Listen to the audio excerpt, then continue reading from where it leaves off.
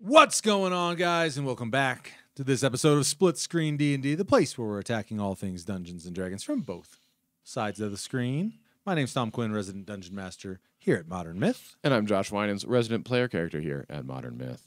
And we're going to be diving into this video. This topic is coming courtesy of, and forgive me on pronunciation. Again, correct me in the comments, guys, but I think I got this one. This one's coming courtesy of Aaron Streitenberger. No. So correct me if I'm wrong. Streitenberger, let me know. And this is actually this was a comment coming off of the season finale of season 1, the hot takes video. And Aaron fired over his own list of hot takes. Yep. And the number 4 on his list really grabbed my attention. I'm going to be paraphrasing here, though you can easily find his comment over on that video after watching the entirety of the video, obviously. Liking and commenting and subscribing while you're there. No, the comment really, it really got its hooks in me because the comment, to a greater or lesser extent, was that if you are a forever DM, it may be symptomatic, or I think his words are a little more stern, that it is symptomatic of the fact that the game you are running does not encourage your players to want to sit in that seat. And I realized suddenly, we haven't done an episode on cultivating and nurturing DMs from the fertile ground that is the player base across so fertile TTRPG space. I'm sorry.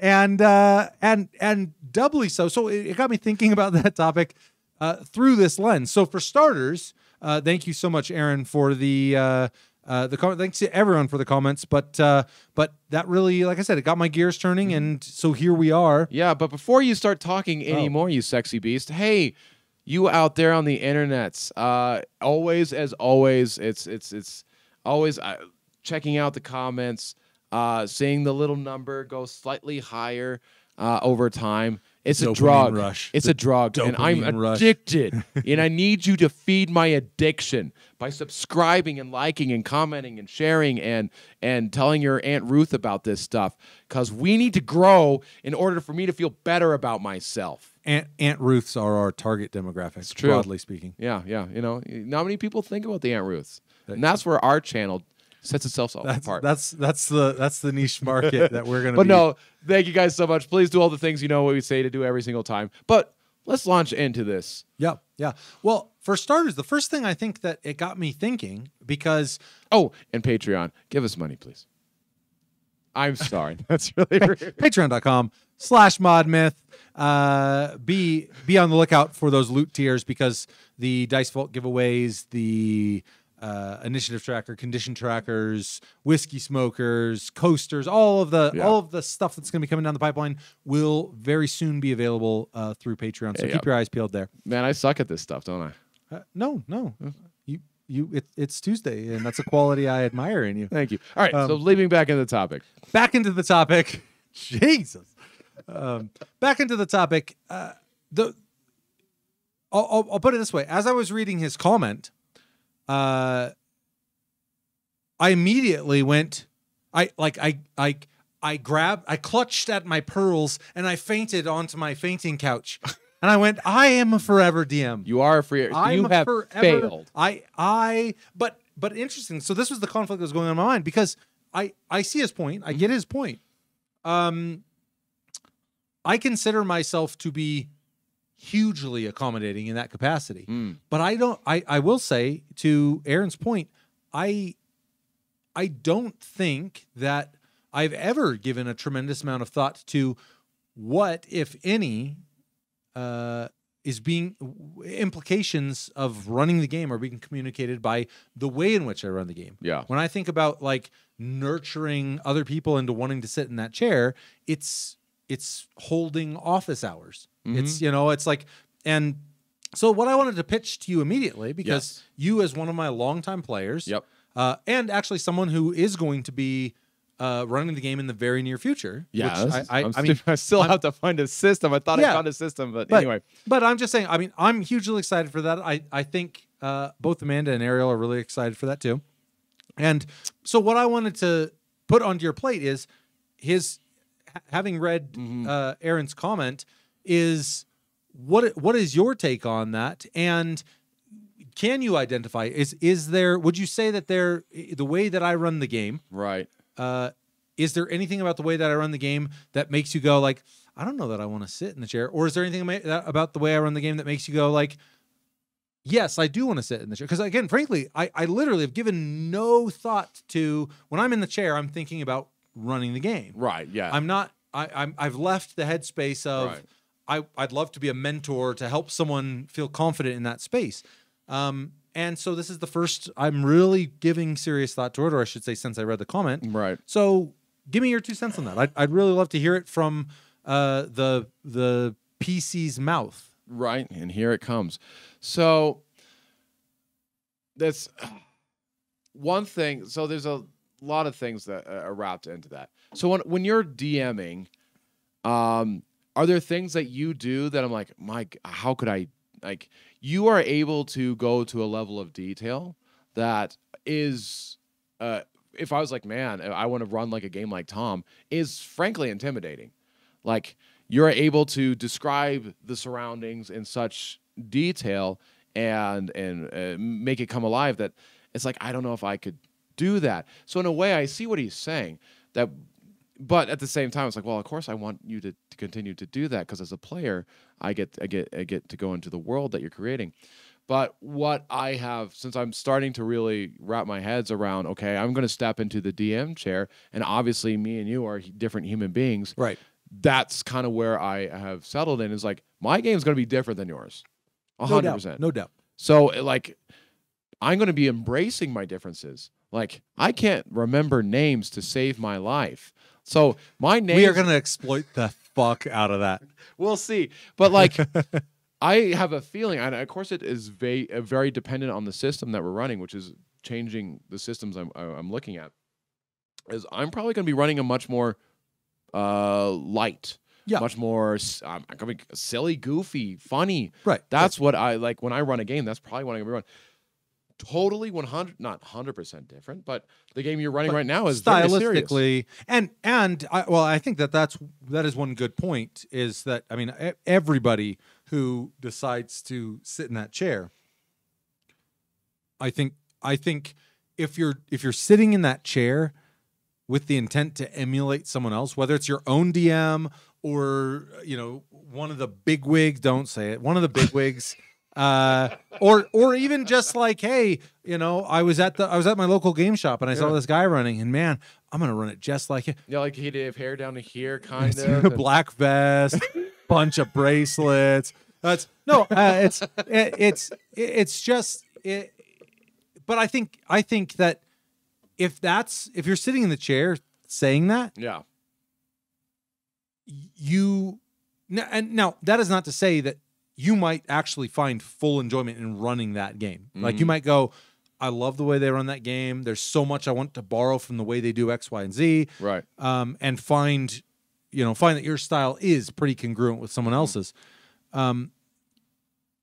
But I don't think you'll stay in the chair long if the entire time you're sitting there, you're reaching to be a different. You're reaching to be a different DM. Anytime someone's inauthentic, it's very obvious that they're being that and they're putting on a show. Well, and I just think you won't have a good time doing it. Probably not. When you find enjoyment in the DM chair, it's because you've found your voice in that space. Right. So now, all that said, I don't want to depart too far from his comment. Right. In that context, because some amount of his comment, or a good portion of it anyways, was kind of giving a nod to the idea that, like, some DMs, for the sake of, say, immersion or continuity or player versus character knowledge, these kind of typical buzzwords that exist around table space, at least in the spheres of people who are talking about tabletop RPGs, that in his experience,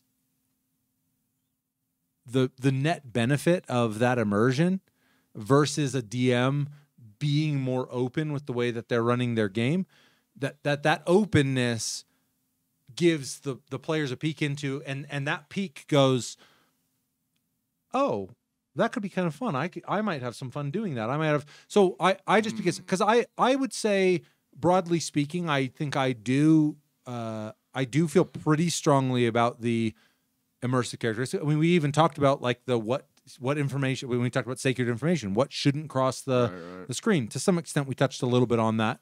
But I guess I'd be curious to know, could you envision something that I or any DM would be doing at the table, whether it's at the end of a session, during a session, but that would just be a, hey, if you're ever thinking about doing this, like, here's your attaboy. Would there be something that would have encouraged you to want to grab those reins sooner or more fervently, and even though I think it's a long shot, that might encourage Amanda or Ariel or any other player at a table to go, I've never really thought about running the game, but that, what he did right there, that's got me thinking about it differently. Yeah. I don't know. I'm legitimately asking the question because I've kind of divided the two from running the game and functioning as someone who wants to mentor people into that space. So yeah, for me, I know we talked about sacred information and stuff that you should never. But whenever, as a player, I get to peek behind the curtain of the DM, it's always like, oh, that's what you do. Like, oh, we fought this crazy monster, and you're like, well, yeah, all I did was take this and this, and I made it have a baby, and congratulations, that's what you're fighting. Like, oh, that's not insane to me. It's not like you had to spend hours and hours. Or if you kind of explain your thought process, I get a peek into what kind of goes into it, and it demystifies the DM experience. So, and I think I ask this with the caveat of, I still think I'm probably disinclined, and this is where, like I said, I really like Aaron's take because it got my gears turning, got me thinking about this. His I don't know if it was quite the final point, but kind of summarized his position by saying, like, nurturing new DMs is part of the job description. Gotcha. And that's the point that I'm not sure I agree with. Yeah, I'd echo your disagreement with it. But I will say, if there is something that any DM can do, I mean, here I'll put it this way. I think the health of a TTRPG community, whether you want to talk about everyone playing any TTRPG or one system, really boils down to how many people are being inspired to run the game, create their own worlds. And we've already talked about this a little bit in the DM, crisis video. The notion that if you think about DMs as like going in, like, I've planted this seed and this world is beginning to sprout out. Hey, players, who wants to jump in here and do stuff in it? Like, that's a good, vibrant thing for a community. So anything that can be done to encourage more people to be doing that. No, 100. No, I agree with that. The thing I disagree with him about, respectfully, of course, is that I think there are some people who are more than happy to just be players, and that they have zero interest in ever crossing the screen. I don't want to speak for my wife, but I'm going to because I'm a jerk. That I don't think she ever wants to sit in the DM space. It doesn't matter how inviting. It doesn't matter what carrot you dangle. It doesn't matter any of that stuff. She wants to be a player. And I think you are not failing as a DM. You're not failing the hobby by her not wanting to be a DM. Yeah, I think that's a pretty accurate. I mean, that's my feeling on it. But I would say at any given table, you could probably point to one, maybe two people at the table who might. Yeah, and that's the area where I go, is there something you can? And here's the analogy that I would kind of draw. Is for many people at home don't know that my pre talking about Dungeons and Dragons on YouTube career space was dominated by a lot of boating, captaining, moving boats, doing. I thought you were going to talk about your OnlyFans. Well, that's Bowsprit 69 for anyone who's Watched her one to get real spicy, but no. But something that's interesting, and it kind of got me thinking about this, is back in olden days, let's say, when you effectively had naval officers on these old sailing ships. These to contextualize, there was a long period of time where my wife and I did a lot of work on sailboats, so we were moving a lot of boats. So if that wasn't clear when I was talking about it earlier, but the reason I bring this up is because there was a period of time in which if you crewed on a boat, you were, as a crew member, you likely knew nothing about navigating, and that was very intentional. The British Navy created a ton of jargon specifically to heading, bearing, dead reckoning, all of these terms that begin to come into existence. Not all of these are exclusively nautical terms, but they did this intentionally to reduce the chance of mutiny.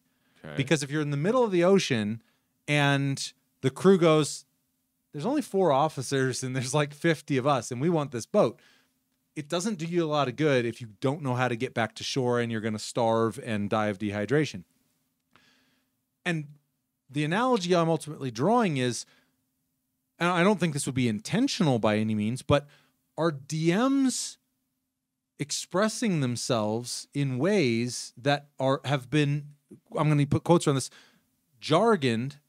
You know, are people subconsciously making the act of DMing more intimidating, less inviting, any of these things than it actually is? I honestly don't know why. And like I said, I think this goes into my other half, which is I love if someone comes to me and says, I want to DM or I want to play or I love bringing people. I mean, I don't care what seat you want to sit in. But I don't know. I mean, it's what got me thinking is that old idea of, obviously they had very pragmatic reasons for doing it, but could something similar be at play, even subconsciously? I don't know. I'd be surprised if it wasn't happening, quite honestly.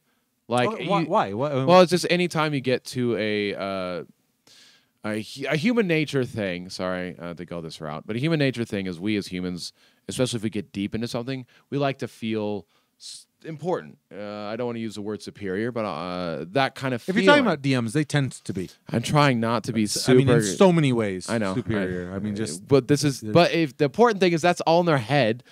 No, just kidding. But what that does is it's. Again, I understand that you have put a lot of time as a DM to learning the rules, and you have a special skill set, and you do, but when you start to feel yourself as superior, and again, I think it depends on your table. So am I saying this is happening at every table? Heck no. Right. But I can almost guarantee it's happening at some tables. That when you are talking down to your players, like about, and you might not even realize you're doing it, but if you're starting to be like, stupid players, like, you welcome to my world. Yeah, you don't know what you're doing. I've never heard anyone quote anything close to that. I'm sure, but I mean, maybe internal monologues that you have at 12:30. Oh, I've thought it. I've thought it so many times, so many times. But I mean, it would not be surprising again when you hear the horror stories. It's definitely happening, but like, is it happening on a higher rate than we would like to think it's happening? I think it's a very high possibility. Yeah, got me scared. Now, do you think even DMs who are at their tables in good faith are potentially? I'd hope not, because again, it just depends on, man. Humans are so varied, and we're all so messed up. I mean, to make especially in a niche hobby like D&D, I mean, it'd be hard. It'd be impossible to say like, nah, it's only like 20%. Who knows? Right.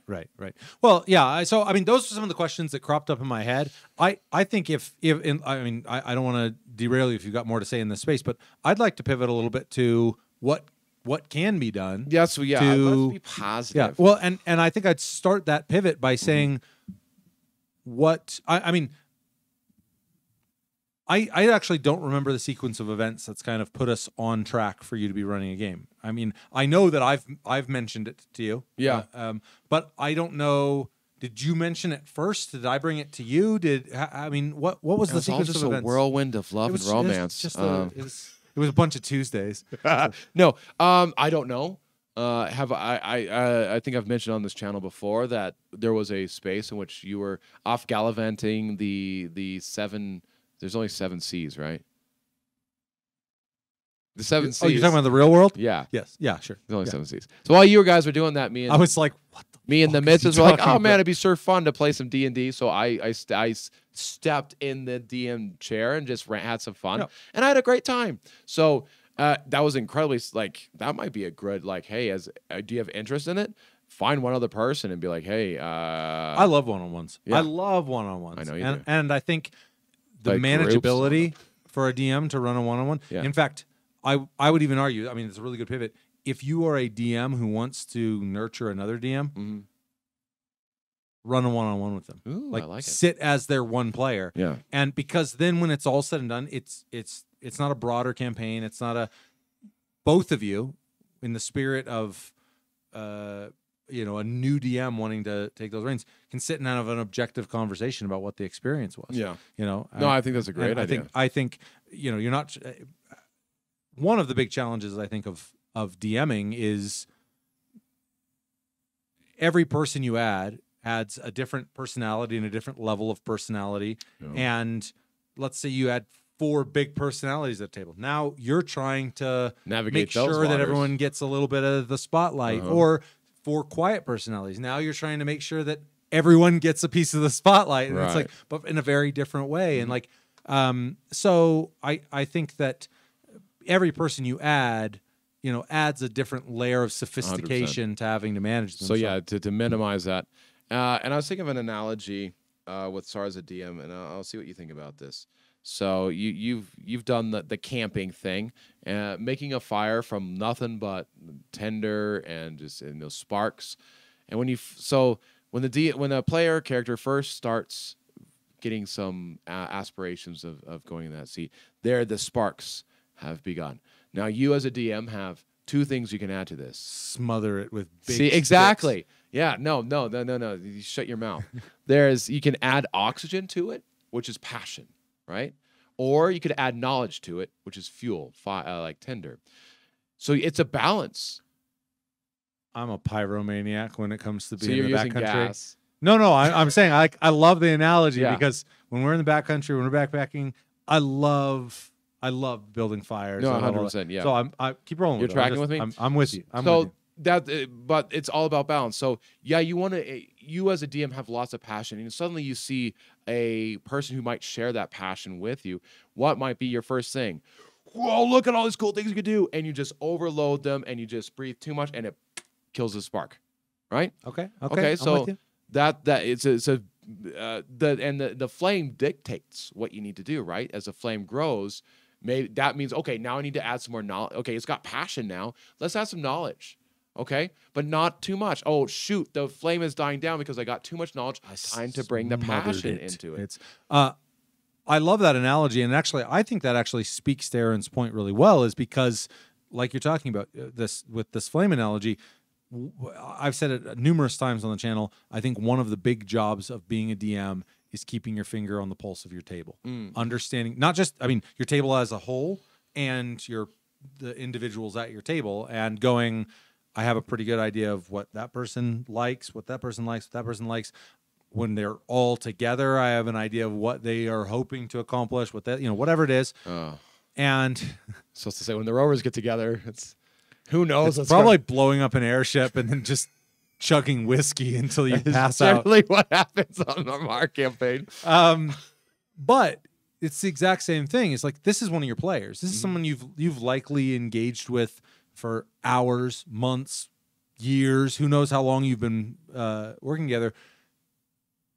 Your job hasn't. So to Aaron's point, just because you're not in the game space, if as a DM you are taking on, I will say it's something that I would argue you have to sign on for. I think you could be a phenomenal DM who goes, the second I'm done running the game, I gotta switch off. I'm gonna go watch the Super Bowl, guys. Bye. Right. Yeah. Whatever. And it doesn't mean you can't deliver an amazing experience when everyone's sitting down at the table. Right.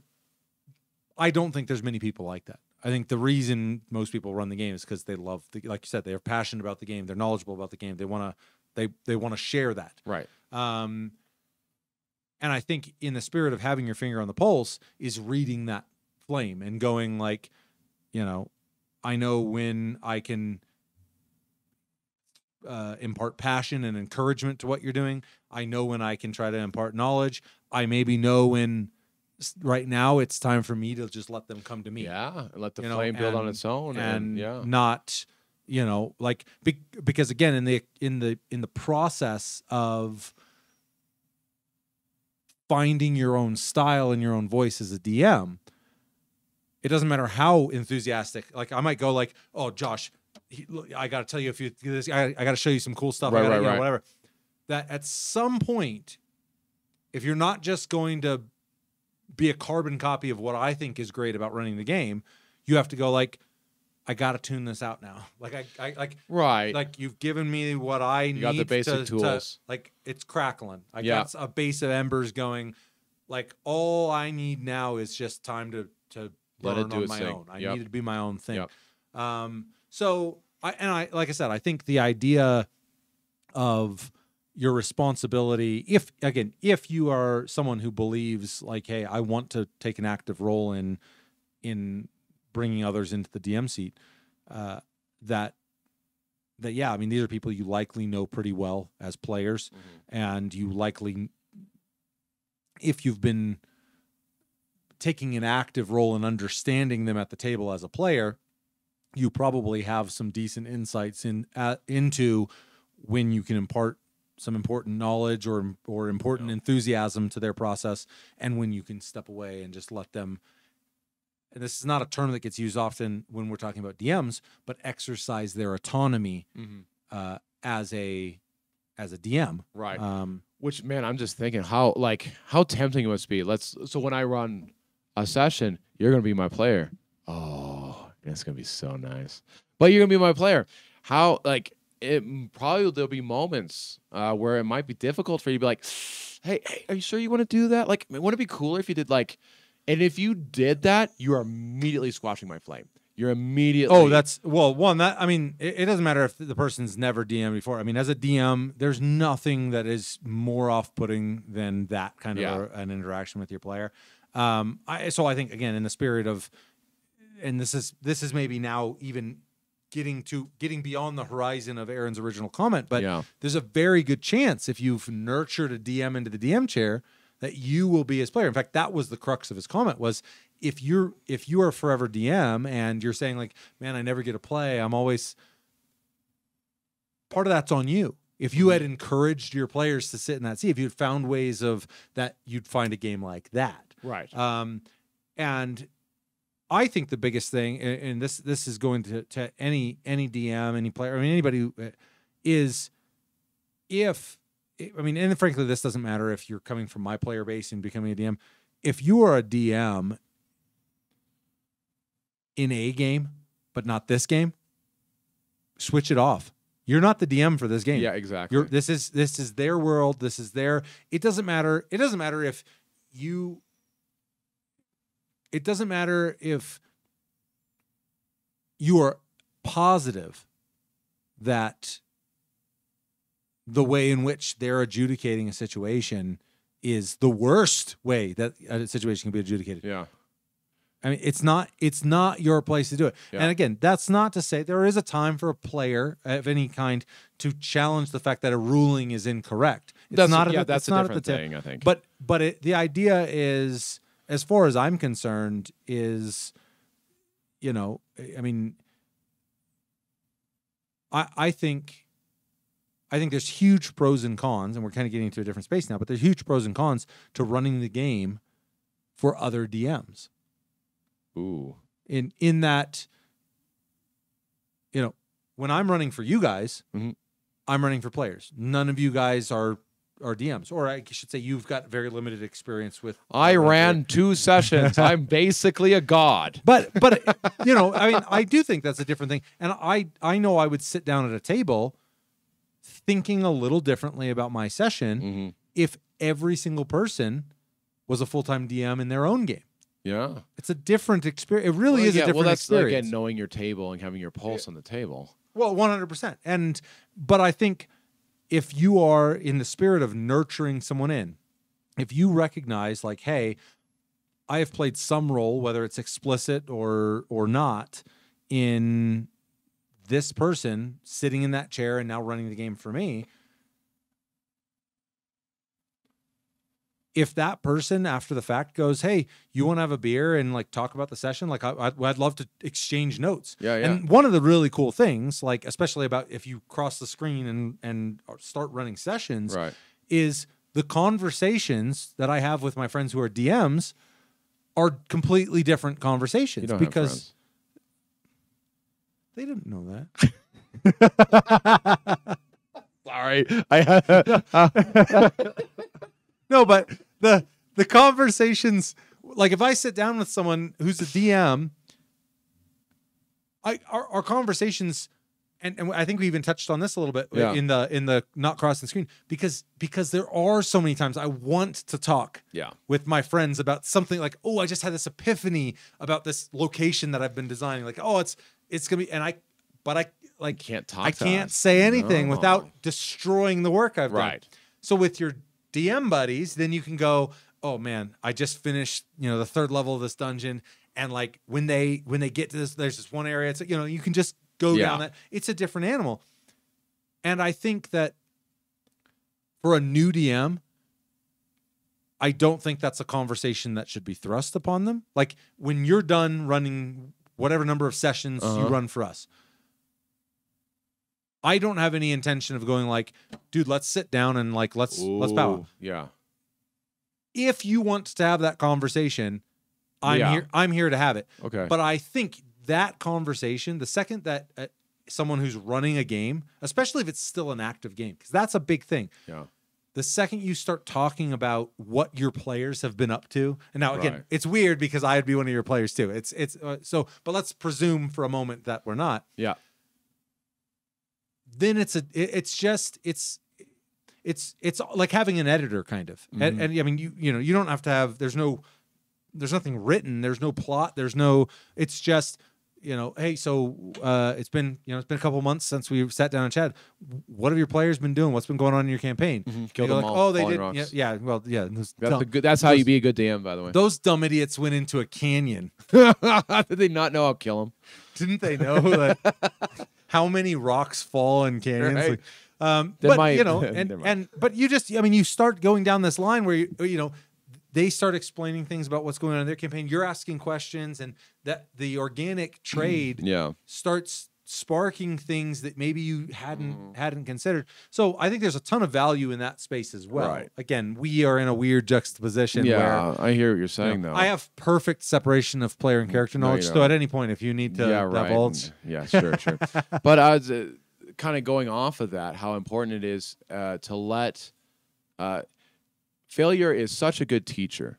It really is, and it's something that can be it is. It's extremely uncomfortable. No one likes failing, and but as a new DM, you're going to fail, and it's important to I feel experience that.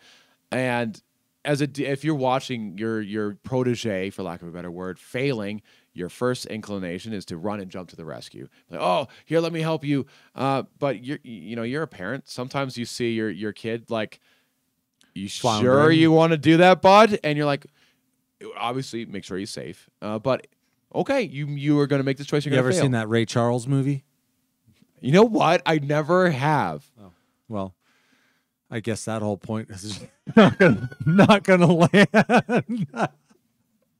For those of you at home, I was about to break down. There's a riveting scene in which a young blind Ray Charles hears a cricket, and his mom, he can't find his way around the house. His mom just lets him figure it out on his own. And I was, for that moment, for a brief moment in my imagination, I was Ray Charles' mom, and you were a young blind Ray Charles trying to find that cricket, and I was watching it happen. And if this isn't one of the oddest, I don't know what to do with this right now, ladies and gentlemen. I can usually. Here's the deal. I just gave you your first taste of interacting with players. There you go. I just gave you your first taste. I don't want to do this anymore. I step back as done. DM. I'm done. Well, I've just proved go. the whole point. You did. That's how you squash a flame. That's how you snuff the oxygen out Talk of about Ray Charles finding crickets. Yeah, dude. I'm trying to express my my character design autonomy. I'm leaning into the Ray Charles archetype. So Bard. no. I'm going to be a ranger. I'm blind ranger. That's going to go well. Yeah. So, but my point, leveraging off of your point, and I take it 100%, is that the often you're not doing the person any favor by doing it for them, by leaping out 100%. and saving them from the discomfort of floundering. I mean,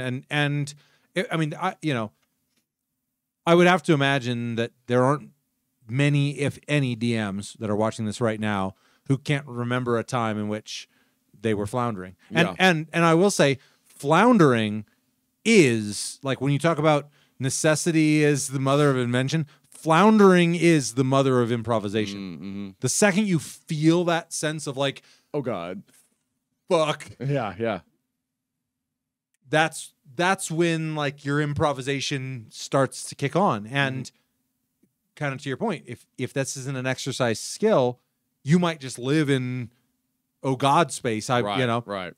And that's reasonable. It should be expected. I mean, to some extent, if it's not a skill you're exercising regularly. But yeah. No, I think one last point I guess I'd want to pitch out to you is we've talked a lot about what the DM's role might be, kind of in existing in that space. What about other players? So if you have a new DM, this is what you do. You find their insecurities and you manipulate them to get what you want.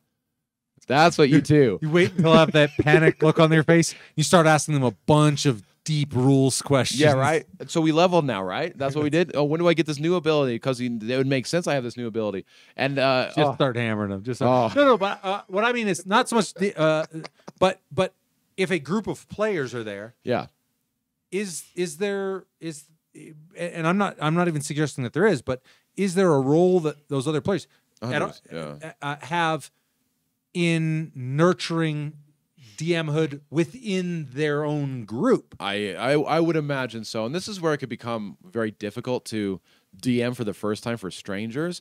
Oh gosh, who was it? Remember Puffin Forrest? What was his name? The guy who came up with Absurd.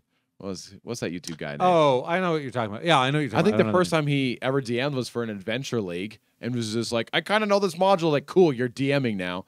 And he had no idea what he's doing. I think that's like the worst possible way to learn how to become a DM. Well, that harkens to one of the pillars that we've talked about, the trust thing. Yeah. Is sitting in that chair, I think, is already a little nerve-wracking. I can't imagine your first time DMing being for people you don't know. Just here's a spread of 6 people you've never met, and you've never sat in the DM chair. Go. Yeah, and I imagine a lot of people have learned that way and talk about trial by fire. And kudos to you who've gone through the trial. I mean, I'm sure that actually makes you you become a pretty strong DM pretty fast. Yeah, I think if you don't burn up or drown, exactly. I mean, it's like you're definitely have been thrown to the fire. But as a player character, it would be what can I kind of the same thing as a nurturing thing. Show some grace, like I can see the panic in their eyes and they're floundering. Don't suddenly like, oh great, the DM doesn't know what's going on. I mean, I don't get my notepad. So no like loud sighs or audible flipping through the DMG to find the page you need. Right. Now, I thought that might be helpful. But, well, And there, I mean, You know what? I don't get this whole player thing. It's just there might be a point where you're like the guy or girl has been a DM for a while, and they're not making any improvements. Okay, maybe that's an extremely rude way to do it, but being able to say like, hey, constructive criticism might be good, but be very careful, obviously. But yeah, I think like watch your nonverbal communication at the table. Are you sighing? Are you checking your phone constantly? doom scrolling on your phone. That kind of stuff. Yeah. Like that sends a message to the DM that they're failing miserably. And again, they are going to, like, it's an inevitability. Yeah. And I think some combination of the entire table rolling with those punches. I mean, the DM included, obviously, the new DM. I think it's probably for another episode. I'm just going to float it out there. One, because I don't think we'd have the time to explore it here, but you kind of started rubbing elbows with it. Is what happens if you are playing with someone who is horrible? I mean, and again, everyone can improve. Yeah. There's no question about it. But I think you can be sitting at the table, and I'm not talking about like, hey, these are red flags. Like, hey, this DM is, this DM's railroading me. This DM might be sitting there with the best intention. Same goes for players. I mean, there's you talk about like, don't be that DM, don't be that guy, don't be that girl at the table, whatever. It's not that. It's not don't be that rude asshole. Don't be that. It's that the fundamental skill set to actuate a character or to actuate as a DM is not present. I don't know. I mean, it's again, I literally am only just thinking about it. Yeah. Is there, because again, I'm getting to a place where I'm able to start thinking about, throughout this conversation, I've actually been more in the player headspace thinking about it than the DM headspace. Weird, isn't it? It is. I feel so dumb, dude. Like, I feel like, here's the thing, and I mean this with the absolute respect. I feel like I want to kick a door in, even though I know there's imminent danger around me, and just start. But that's what my character would do, man. Well, it's what mine would do. I get it now. I understand. Like, no, I know it's just it. I think that the likelihood of either of us ever being drafted into the NBA is pretty low at this point. Speak for yourself. Well, okay.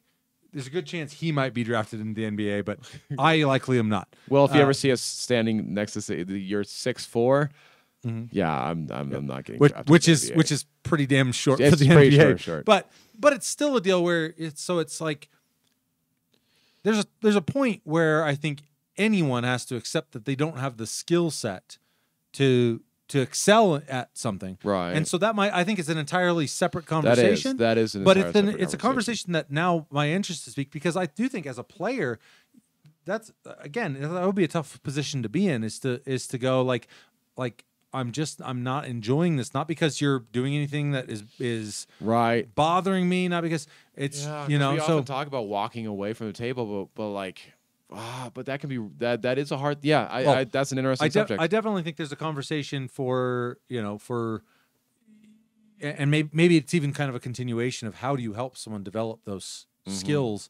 But for rounding out this conversation, what I would say is exactly kind of what you're talking about is if someone is floundering, I mean, and again, I don't think it's unheard of as a new DM to have multiple sessions where you're floundering. Now, something else I'll say, and we've drawn some musical analogies. We talked about Ray Charles finding crickets in this very episode. Well, in other episodes, but specifically with the idea of performance, I think there are times too, and you as someone who has actually worked as a performance musician and different things, you can relate to this more than I can. But the feeling of, oh, I'm fucking this up, and the audience has no clue. That's also very true. So that's something that maybe is the final point I'd want to end on is it's not always obvious. Yeah. In many cases, in fact, I think the people who are there for the game want to sit down and have some fun and solve some mysteries and kill some monsters and they don't mind the hiccups. They don't mind. I mean, I've been running the game for, better part of 20 years, between 15 and 20 years. And I have hiccups all the time. There's still hiccups. There's no, it's like, I mean, am I better than I was 15, 20 years ago? Yes, no doubt. But like, there's times where I go like, man, I really wish I would have done that different. Yep. But I have likely are the players going like, man, I wish you would have done that different. I don't think I've ever said that to you. Probably not. I mean, to your face at least. Well, yeah, I like that you keep it close to your vest and then just let it boil and seethe to the surface. Yeah, and then there's an eventual eruption. I'll just chuck something at your head. So that's what that's about. That's the way. Yeah, that's a safe way of handling. So, but the idea ultimately being that like you're gonna have hiccups. Yeah. And those hiccups are going to be more obvious to you than they are to your players. You're your own worst judge, as you say. And no doubt, like I said early on, those hiccups may be noticeable to your players, but they're likely it's going to be like, oh man, I botched that whole session. When in fact your players like remembered that 30 seconds where you were looking up that one rule. Right. That's it. And they go like, the rest of it was fun. That was cool. Yeah. So, with that in mind, I really do I think there's some more to be said on kind of that dynamic and that pivot. But on the player side, well, in this case, honestly, I think you almost are more to the DM perspective on the perspective of the soon to be holding the reins DM. Yeah. What are your? Can I ask you one final question? This will round us out for the whole thing. Cool. As a DM running your first session for our entire play group, okay, what do you hope everyone, yourself included, walks away from the table? Having fun. That's it. Cool. Yeah. That's. I mean, I think any aspirations beyond that are honestly no matter how long you've run the game. Right. That's about the baseline aspirations, and I think that bar is surprisingly low to clear. I mean, you're sitting with your friends, people you care about, people you enjoy spending time with. I mean, not our table, but some tables I've heard that happens. You're eating snacks, you're drinking beer or whatever. You're, grapefruit juice if you're under 21. Yeah. If you're under 21, mark it in the comments. Like I have really no. Let's not do that. We don't need to know people's That's ages. true. We don't need to know that. We don't need to know that. Actually, I think Google's analytics gives me a general sense, but I don't have a good sense of like, are we talking to mostly drinking age people? I think yes. Are. But to that point, I think if I was giving one word of advice, and it's clearly not needed, that should be your only goal for the first session that you're sitting down for, is you should walk away saying, I had fun doing that. Yep. And if you had fun doing it, your players likely had fun doing it too. Hopefully, yep. Yeah. All right, cool. Any last thoughts? No, I think if just rewatch the episode if you want to hear my thoughts. Oh, wow. All little 50. double back. All 40 minutes now. All right, with that in mind, what you got? What do we got for do we have a spicy outro? We haven't done a spicy outro. Spicy outro. What do you want me to give you? Whatever you want. All right. I'm gonna make you feel uncomfortable. Oh Jesus! All right. So you find yourself on the bridge of the Starship Enterprise, sitting at the captain's chair. Not the old Enterprise, but E. At least. Okay. All right. Okay. And you are looking at the photon. I can't go with this. No, sorry. Cut this, by the way. This is going nowhere fast. I am not a good DM.